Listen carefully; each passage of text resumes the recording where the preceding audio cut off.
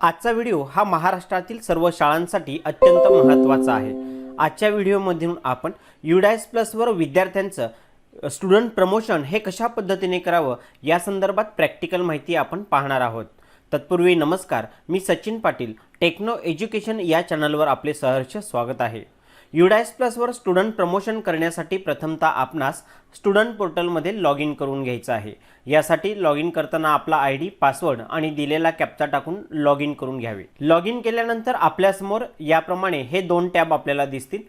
शैक्षणिक वर्ष 2026-27 आणि शैक्षणिक वर्ष 2025-26 या ठिकाणी काम करताना आपल्याला शैक्षणिक वर्ष 2026-27 या टॅबवर क्लिक करायचं आहे। यावर क्लिक केल्यानंतर आलेला हा एक पॉपअप विंडो दिसेल। या ठिकाणी आपल्याला याला प्रथमतः क्लोज करून घ्यायचं आहे। बघा, या ठिकाणी पुन्हा एकदा पॉपअप विंडो आली, याला आपण पुन्हा एकदा क्लोज करायचं आहे। या मेन डॅशबोर्डवर विद्यार्थी संख्या आपण या ठिकाणी जर पाहिली इयत्ता वाईज, तर प्रत्येक विद्यार्थी संख्या या ठिकाणी आपल्याला 0 दिसते, कारण कोणत्याही वर्गाचं इयत्तेचं या ठिकाणी प्रोग्रेशन झालेलं नाही, प्रमोशन झालेलं नाही, म्हणून या ठिकाणी विद्यार्थी संख्या ही आपल्याला 0 दिसते। विद्यार्थ्यांचे स्टुडंट प्रमोशन करण्यासाठी आपल्याला डाव्या बाजूला भरपूर टॅब दिसतात। येथील स्टुडंट मूवमेंट अँड प्रोग्रेशन हा एक टॅब दिसेल। यावर प्रथमतः आपण क्लिक करूया। यावर क्लिक केल्यानंतर सब मॉड्यूल, सब टॅब आपल्याला या ठिकाणी आलेले दिसतील। यातील पहिलाच टॅब या ठिकाणी पाहू शकतो, प्रोग्रेशन ॲक्टिव्हिटी, यावर आपण क्लिक करूया। येथे क्लिक केल्यानंतर याप्रमाणे आपल्याला टॅब दिसतील। बघा, पहिला टॅब आहे प्रोग्रेशन ॲक्टिव्हिटी। या टॅबमधून आपल्याला प्रत्येक शाळेतील इयत्तेचं त्या तुकडीचं प्रोग्रेशन करण्याचं काम करायचं आहे। त्यानंतर प्रोग्रेशन समरी सेक्शन वाईज, म्हणजे आत्तापर्यंत किती काम आपल्याला झालेलं आहे या संदर्भात माहिती पाहण्यासाठी आपण या टॅबचा वापर करू शकतो। त्यानंतर स्कूलिंग स्टेटस करेक्शन, आता हा नवीन टॅब आलेला आहे। या टॅबचं महत्त्व म्हणजे आपण प्रोग्रेशन ॲक्टिव्हिटी केल्यानंतर जर विद्यार्थ्याचं स्कूलिंग स्टेटस हे चेंज करायचं असेल, चुकीचं झालं असेल आणि त्याला आपल्याला बरोबर करायचं आहे, काही बदल करायचा असेल, तर आपल्याला हा 3 नंबरचा टॅब वापरून त्या ठिकाणी आपल्याला हा बदल आता करता येऊ शकतो।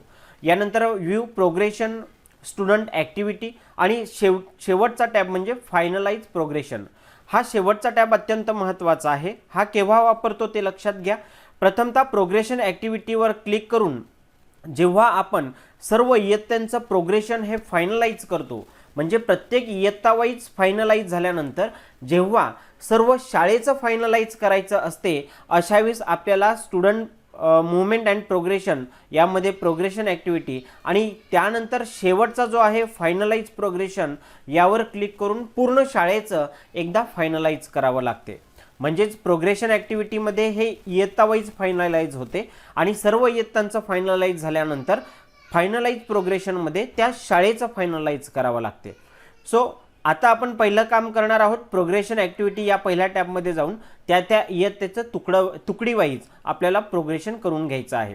मी त्यावर क्लिक करतो। यानंतर ज्या इयत्तेचं, ज्या तुकडीचं आपल्याला प्रोग्रेशन करायचं आहे, प्रमोशन करायचं आहे, यासाठी तो वर्ग आपल्याला या ठिकाणी निवडायचा आहे। हा वर्ग निवडल्यानंतर गो या टॅबवर आपण क्लिक करूया। बघा, यावर क्लिक केल्यानंतर खाली आपल्याला विद्यार्थी आलेले दिसतील। या ठिकाणी आपण जर स्क्रोल करून खाली आलो तर या ठिकाणी आपल्याला हे विद्यार्थी आलेले दिसतील। आता प्रत्येक विद्यार्थ्याची माहिती आपल्याला या पहिल्या कॉलममध्ये आलेली दिसते, म्हणजेच विद्यार्थ्याचं नावापासून सगळ्या जन्मतारीख सगळ्या गोष्टी इथे आपल्याला पाहायला मिळतील। दुसरा टॅब आहे प्रोग्रेशन स्टेटस, म्हणजे 2025-26चं जे काही स्टेटस आहे हे आपल्याला या ठिकाणी माहिती सबमिट करायची आहे। मग त्यामध्ये कोणकोणती माहिती आली, तर प्रोग्रेशन स्टेटस यामध्ये सिलेक्टवर जेव्हा आपण क्लिक करतो तेव्हा आपल्यासमोर 2 ऑप्शन येतात। जर आपल्या त्या वर्गातील विद्यार्थी पास झाला असेल तर त्याला प्रमोटेड या टॅबवर क्लिक करायचं आहे। जर एखादा विद्यार्थी नापास झाला असेल तर त्याला नॉट प्रमोटेड किंवा रिपीटर जरी असेल तर अशा विद्यार्थ्याला आपल्याला नॉट प्रमोटेड किंवा रिपीटर या टॅबवर क्लिक करायचं आहे। थोडक्यात प्रोग्रेशन स्टेटस हा टॅबमध्ये 2 महत्त्वाच्या बाबी आहेत, एक पास असेल तर प्रमोटेड आणि नापास असेल तर नॉट प्रमोटेड। मी या ठिकाणी प्रमोटेड सिलेक्ट करतो। त्यानंतर मार्क इन पर्सेंटेज, आता त्या विद्यार्थ्याची मागील इयत्ता जी होती त्या इयत्तेमध्ये त्याला किती पर्सेंटेज मिळालेले आहेत हे पर्सेंटेज आपल्याला या ठिकाणी ॲड करून घ्यायचं आहे। त्यानंतर number of days school attendance, म्हणजे मागच्या पूर्ण वर्षाची त्याची नंबर ऑफ अटेंडन्स किती आहेत, प्रेझेंटी किती आहे हे प्रेझेंटीचा आकडा आपल्याला या ठिकाणी लिहायचा असतो. त्यानंतर त्याखाली आपण जर गेलो तर या ठिकाणी स्कूलिंग स्टेटस म्हणून एक ऑप्शन आहे 2026-27चं. म्हणजे आता सध्या त्याला आपण पास करत, तो प्रमोटेड पास आहे, पण तो सेम स्कूलमध्ये शिकत आहे का LC घेऊन दुसऱ्या शाळेमध्ये गेला आहे, हे दोन महत्त्वाचे टॅब आपल्याला दिसतात. यापैकी जर तो विद्यार्थी तुमच्याच पुढच्या वर्गामध्ये तुमच्याच शाळेत जर शिकत असेल तर स्टडिंग इन सेम स्कूलवर क्लिक करा आणि तो विद्यार्थी पास झाला पण पुढच्या दुसऱ्या शाळेमध्ये कुठेतरी दुसऱ्या ठिकाणी शिकायला गेला असेल तर लेफ्ट स्कूल विथ TC किंवा विदाऊट TC या टॅबवर आपल्याला क्लिक करायचं आहे. जसे की हा विद्यार्थी याच शाळेमध्ये शिकत आहे म्हणून मी स्टडिंग इन सेम स्कूल या टॅबवर क्लिक करतो. त्यानंतर पुढचा जो मुद्दा आहे खाली रिझन फॉर लिव्हिंग स्कूल. आता इथे स्टडिंग इन सेम स्कूल लिहिल्यामुळे हा टॅब ॲक्टिव्ह होणार नाही. जर आपण या टॅबला चेंज केलं, लेफ्ट स्कूल विथ TC जर निवडला आपण पर्याय, तो शाळा सोडून दुसरीकडे शिकायला गेला असेल तर हा टॅब जो आहे त्याचा आपल्याला रिझन द्यावा लागते, तेव्हा हा टॅब ॲक्टिव्ह होतो. आपण याच्यावर जर क्लिक केलं तर आपल्याला या ठिकाणी महत्त्वाचे 6 कारणं दिसतील. या 6 पैकी योग्य कारण आपल्याला या ठिकाणी द्यायचं असते.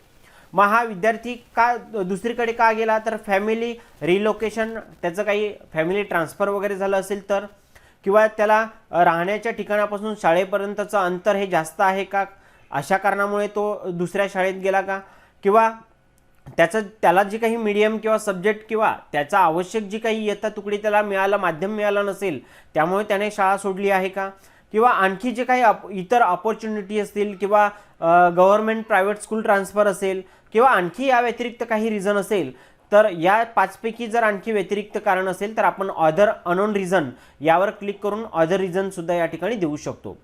हा टॅब केव्हा ॲक्टिव्ह होणार, जेव्हा या ठिकाणी लेफ्ट स्कूल विथ TC हा ऑप्शन घेतला तर, आणि नाही घेतला, स्टडिंग इन सेम स्कूल घेतला तर हा इनॲक्टिव्ह होऊन जातो. यानंतर आहे पुढचा टॅब, तो म्हणजे आता हा विद्यार्थी आहे 7वीचा, त्याला आपण प्रमोट केलं, तो कितवीला गेला आता 8वीला. मग 8वीला कोणत्या इयत्तेमध्ये कोणत्या तुकडीमध्ये चालला यासाठी या ठिकाणी तुकडी येतात. योग्य ती तुकडी या ठिकाणी आपल्याला सिलेक्ट करायची आहे. सिलेक्ट केल्यानंतर या ठिकाणी बघा हे काम पेंडिंग आहे, या विद्यार्थ्याची माहिती आपण अपडेट केली नव्हती म्हणून या ठिकाणी पेंडिंग लिहून आलं. आता मी सर्व माहिती या ठिकाणी भरलेली आहे. आता या विद्यार्थ्याला मी या ठिकाणी अपडेट करतो. बघा अपडेट केल्यानंतर आपण जर पाहिलं तर student details has been updated successfully, याप्रमाणे हा एक चेकमार्क आपल्याला दिसेल. या ठिकाणी बरोबरची खूण झालेली आहे. आता याला मी ओके करतो. म्हणजे या विद्यार्थ्याचं प्रोग्रेशन हे डन झालं आहे. बघा आधी पेंडिंग दिसत होतं, आता या ठिकाणी डन लिहून आलेलं आहे. सो अशा पद्धतीने सर्व विद्यार्थ्यांची माहिती आपल्याला या ठिकाणी अपडेट करून घ्यायची आहे. म्हणजे थोडक्यात हे जे डन लिहून आलं आहे असं प्रत्येक विद्यार्थ्यांसमोर पेंडिंग हे निघून जाईल आणि त्या ठिकाणी डन लिहून येईल. जेव्हा सर्व विद्यार्थ्यांचं डन लिहून येईल त्यानंतर चेक करून घ्या डन आलेला आहे का, आणि त्यानंतर सर्व शेवटच्या विद्यार्थ्यांपर्यंत माहिती अपडेट करून पेंडिंगच्या ऐवजी डन लिहून आलं की या ठिकाणी फायनलाइज या टॅबवर आपल्याला क्लिक करायचं आहे. फायनलाइजवर क्लिक केल्यानंतर आपल्यासमोर हे जी काही इयत्ता आहे ही पूर्ण इयत्ता 2025-26 मधून 26-27 मध्ये आलेली दिसेल. म्हणजे अशा पद्धतीने एका वर्गाचं फायनलाइजचं काम या ठिकाणी अशा वेळेस पूर्ण होते. यानंतर पुढची महत्त्वाची माहिती म्हणजे जर आपल्याला हे स्कूलिंग स्टेटस आहे हे आपण स्टडिंग इन सेम स्कूल दिलं आणि अपडेट माहिती केली, अपडेट केल्यानंतर सर्व फायनलाइज सुद्धा आपलं झालं, सगळ्यात शेवटी आलो आपण आणि सगळ्यात शेवटी आल्यानंतर इथे फायनलाइज झालं. ती इयत्ता फायनलाइज झाल्यानंतर आपल्याला स्कूलिंग स्टेटस या ठिकाणी बदलता येणार नाही, पण त्यांनी आता ऑप्शन दिलेले आहेत आपल्याला. एकतर आपण करेक्शन करू शकतो, करेक्शन प्रोग्रेशन किंवा करेक्शन स्कूलिंग म्हणून हे 2 टॅब आहेत. जेव्हा आपण फायनलाइज करणार तेव्हा हे 2 टॅब ॲक्टिव्ह होतील. या ॲक्टिव्ह टॅबमध्ये आपल्याला जर त्याचं प्रोग्रेशन म्हणजे हे जे प्रोग्रेशन स्टेटस आहे हे स्टेटस किंवा स्कूलिंग स्टेटस म्हणजे हे स्टेटस या दोघांपैकी काही बदल करायचा असेल तर या टॅबवर जाऊन किंवा या टॅबवर जाऊन क्लिक केल्यानंतर आपण हा बदल सहज करू शकतात. अशी एक चांगली सुविधा आपल्याला या ठिकाणी UDIS प्लसवर उपलब्ध करून देण्यात आली आहे. आपण सरळ या ठिकाणी येऊन हे करेक्शन चेंजेस सुद्धा करू शकतात. अन्यथा पुन्हा एकदा स्टुडंट मूवमेंट प्रोग्रेशनवर क्लिक करून प्रोग्रेशन ॲक्टिव्हिटीवर जाऊन या ठिकाणी आपण पाहू शकतो की स्कूलिंग स्टेटस करेक्शन या टॅबवर जाऊन आपण हे करेक्शन या ठिकाणी सुद्धा करू शकतात। जसे की या विद्यार्थ्यांच्या समोर जी आहे दिलेली अपडेटचे टॅब तेथून करू शकता किंवा अन्यथा या ठिकाणाहून देखील करू शकता। सो अशा पद्धतीने सर्व विद्यार्थी फायनलाइज करून घ्यायचे आहेत। ती आपली इयत्ता जी आहे इयत्ता तुकडी फायनलाइज केल्यानंतर प्रमोशन केल्यानंतर ते विद्यार्थी आपल्याला त्या वर्गामध्ये इथे आलेले दिसतील। बऱ्याच वेळा त्या ठिकाणी विद्यार्थ्यांना आपण प्रमोशन करतो, प्रमोशन झाल्यानंतर सक्सेसफुली सुद्धा होते आणि या वर्गाच्या इयत्तेमध्ये या ठिकाणी येऊन आपण जर पाहिलं तर या ठिकाणी बॉईज गर्ल्स हे जे आकडे आहेत या ठिकाणी 0-0 दिसतात। पण लक्षात घ्या अपडेट व्हायला वेळ लागतो, म्हणून या ठिकाणी 0-0 जरी आकडा दिसत असला तरी सुद्धा आपण त्या वर्गाच्या या ठिकाणी क्लिक करून त्या वर्गामध्ये आपण व्ह्यू अँड मॅनेज यावर जर क्लिक केलं तर अशावेळेस ते सर्व विद्यार्थी या ठिकाणी आपल्याला आलेले दिसतील। म्हणजे त्या ठिकाणी 12 किंवा 24 तासानंतर आपण ते आकडे अपडेट होतात, मात्र आकडा जरी 0 असला तरी सुद्धा फायनलाइज झाल्यानंतर सर्व विद्यार्थी या ठिकाणी आपल्याला सहज आलेले दिसतील। अशावेळेस घाबरण्याची चिंता करण्याची काही गरज नाही। सो आजच्या व्हिडिओमध्ये स्टुडंट प्रमोशन कशा पद्धतीने करावं, त्याचप्रमाणे प्रमोशन झाल्यानंतर काही चेंजेस असतील ते करेक्शन कसे करावे या संदर्भात प्रॅक्टिकली माहिती देण्याचा हा माझा प्रयत्न होता। मी आशा करतो की दिलेली सर्व माहिती ही आपणास निश्चित समजली असेल। चला तर भेटूया पुढील एका नवीन व्हिडिओ सोबत। धन्यवाद।